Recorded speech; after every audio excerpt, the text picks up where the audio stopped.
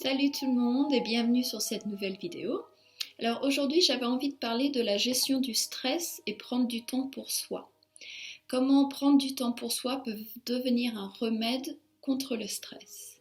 Alors je vais vous parler un petit peu du système nerveux pour vous expliquer un petit peu comment ça marche.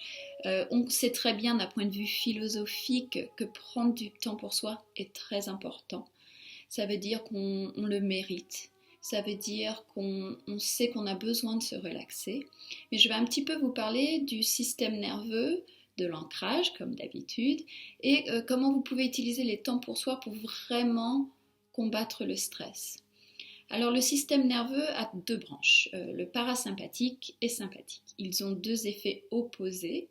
Il y en a un qui est donc le sympathique, c'est celui qui envoie les signaux au corps de se mettre en action qu'il y a un danger. Donc ça a un effet comme relâcher des hormones du stress, battement du cœur qui s'accélère, transpiration, une respiration plus rapide, tout ce qui va préparer notre corps à prendre une action. Car il pense qu'il est en danger et il faut prendre action. L'autre branche du système nerveux, le parasympathique, a donc l'effet opposé. C'est celui qui va nous dire que nous sommes relaxés, calmes, que tout va bien. C'est donc celui-là que nous voulons stimuler. Et en fait, on peut utiliser ces petits moments de self-care, de temps pour soi, pour stimuler le côté parasympathique du système nerveux et donc lui envoyer des signaux que tout va bien, que nous sommes relax. Et en fait, la petite magie de la gestion du stress et du temps pour soi, c'est le plus on le fait, le plus on crée donc un effet de relaxation sur notre corps et aussi c'est un effet sur les neurones et tout ce qui est neuroplasticité. Le plus souvent nous envoyons des signaux avec notre corps que tout va bien, le plus souvent nous envoyons des signaux à notre cerveau que tout va bien et du coup nous créons donc des nouveaux neural pathways, des chemins neuronaux que tout va bien. C'est donc self-care, prendre soin de soi a un effet direct sur la gestion du stress et sur nos systèmes nerveux. Alors comment le faire vraiment pour que ça soit efficace? Alors par exemple hier soir, je me suis coulé un bon bain, j'ai mis de la musique, j'ai mis des bougies et je me suis créé vraiment un temps, ce que j'appelle un petit peu un temps sacré pour moi-même. Alors ce qui se passe dans mon système nerveux quand je fais ça, si je suis vraiment présente dans ce moment pour moi, c'est-à-dire que je vais engager tous mes sens. Je vais regarder autour de moi, il y a un effet relaxant avec les bougies.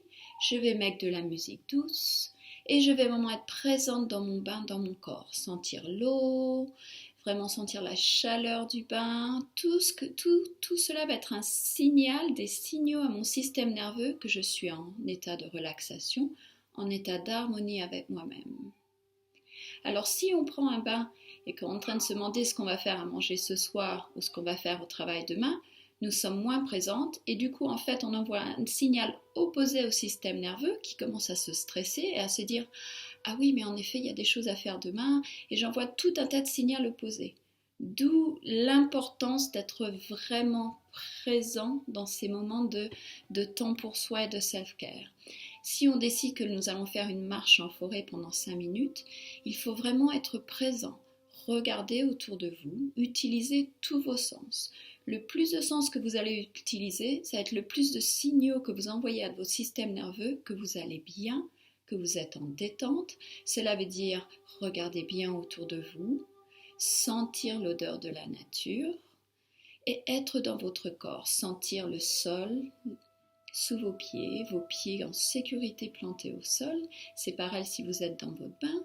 Si vous lisez un livre, c'est la même chose. Utilisez vos sens. Et tout cela va envoyer tout un tas de signaux à votre système nerveux. En fait, le plus souvent, vous faites ces exercices de temps pour vous, de relaxation, de présence, d'utiliser vos sens, le plus vous allez envoyer ces signaux au système nerveux de rester en mode de relaxation et de calme. Et cela va vraiment vous aider tous les jours un petit peu plus à gérer le stress, à gérer peut-être des résidus de trauma. Car le plus vous le faites pour vous, le plus vous le faites pour votre corps, vous créez vraiment une information qui va directement à votre cerveau pour vous dire que tout va bien. Et vous créez vraiment des nouveaux chemins de neurones, d'informations que votre corps et que tout va bien. Et c'est comme ça que votre système nerveux va de plus en plus se mettre en mode parasympathique plutôt que sympathique, où il y a du stress, où il y a tout un effet sur votre corps. Et c'est pour ça que moi j'aime beaucoup travailler avec le corps, pour donner de l'information. Nous allons partir des sens du corps pour envoyer l'information au cerveau que tout va bien. Et cela va vraiment vous permettre de gérer votre stress.